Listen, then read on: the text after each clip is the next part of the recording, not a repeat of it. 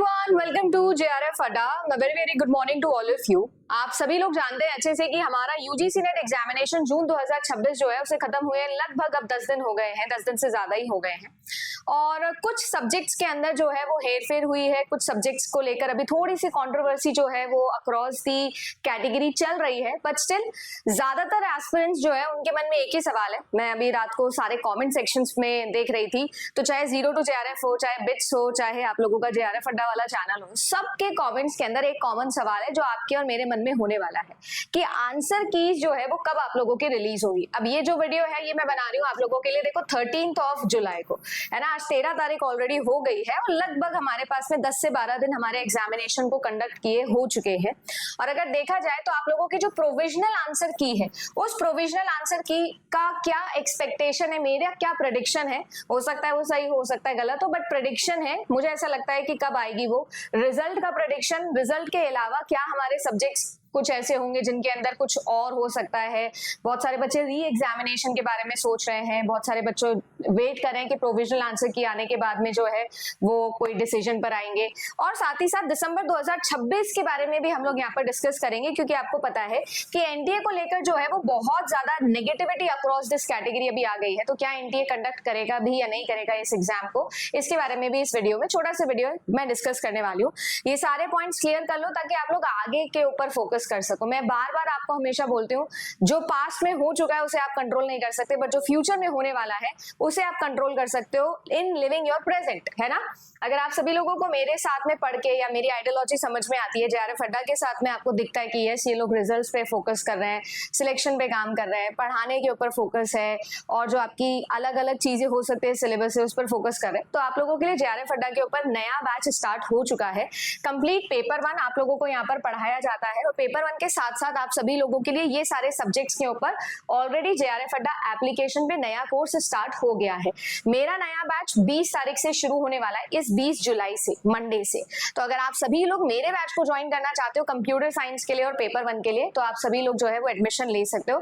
आप सभी लोगों के लिए अभी ओपनिंग है, ठीक है, 1 टाइम ओपनिंग मैं आप लोगों के लिए निकालती हूँ, तो if you want you can join. इसके अलावा आप सब लोगों को मैं बता दूं, आपकी पूरी टीम है जो आपको history, philosophy, sociology, political science, public administration, English, commerce, management, home science, law, education, है ना, ये सारे सब्जेक्ट्स आप लोगों को पढ़ाते हैं।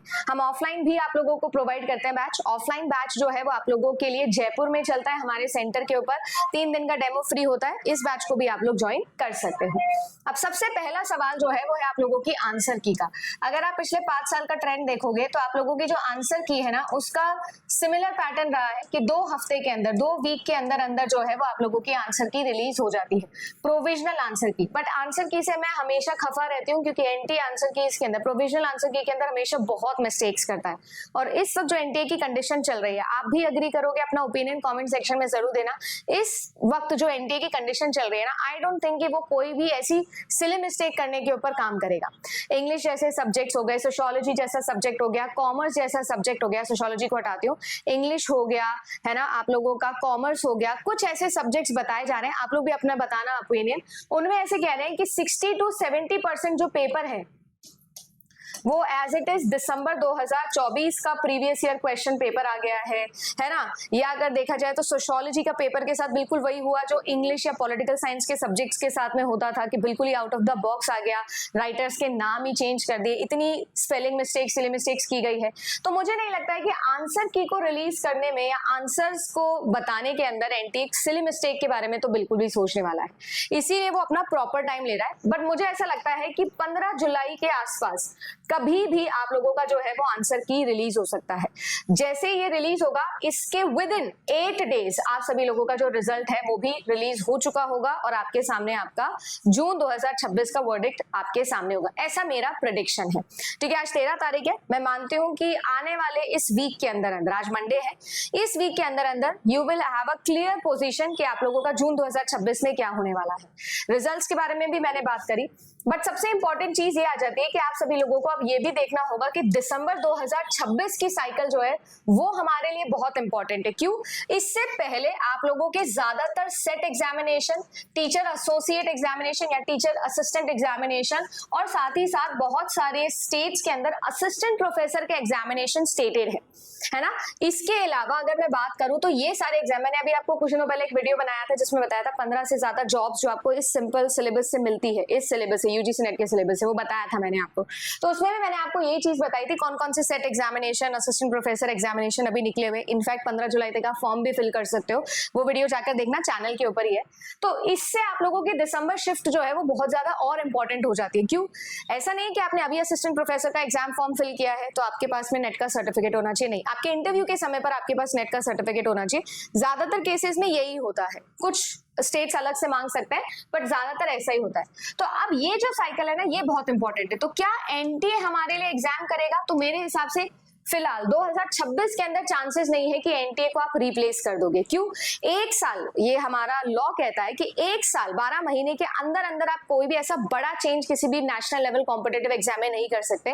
12 महीने प्रायरली आपको बताना पड़ेगा। अगर आपको पैटर्न चेंज करना है, कंडक्टिंग बॉडी चेंज करनी है, बहुत बड़ी चीज होती है ये। तो आई डोंट थिंक कि दिसंबर के अंदर तो आप लोगों को ये दिखने वाला है। बहुत सारे बच्चे नेगेटिव मार्किंग के लिए भी बोलते हैं बट ऐसा नहीं, मुझे नहीं लगता है कि अभी के लिए 2026 में ये हो सकता है। हाँ, बट ये जरूर है कि 2027 से शायद जो है चीजें थोड़ी बदल जाए। सिलेबस की अगर मैं बात करूं तो सिलेबस में भी एज सच कोई अपडेट मुझे नहीं लगता है होने वाला है। और ये जो आप लोगों का एग्जामिनेशन है, मुझे ऐसा लगता है कि सितंबर के अंदर अंदर आप लोगों के पास में इनकी सारी डेट्स रिलीज एनटीए कर देगा। क्योंकि एनटीए जो है वो फिलहाल जून शिफ्ट का अगर पूरा एनालिसिस देखोगे आप लोग ना, तो उन्होंने बहुत प्रॉपर तरीके से आप लोगों को सारी चीजें दी है।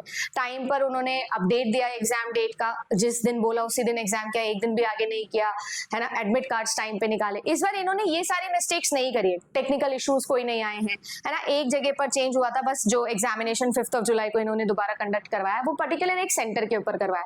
इसके अलावा कोई बड़ा हिकअप नहीं हुआ। हिकअप हुआ है पेपर मेकिंग के अंदर। अब पेपर मेकिंग में लेते हैं ये लोग 6 महीने। खैर मैं इसके ऊपर एक अगला वीडियो लेकर आ रही हूँ, मैं रिसर्च कर रही हूँ उस डेटा के ऊपर कि एक्चुअली में 6 महीने मिलते हैं आपको एक सब्जेक्ट का पेपर बनाने के लिए। बट स्टिल जो है वो आप देख सकते हो कि किस तरीके से as it is previous year questions को उठा के पूछा गया है।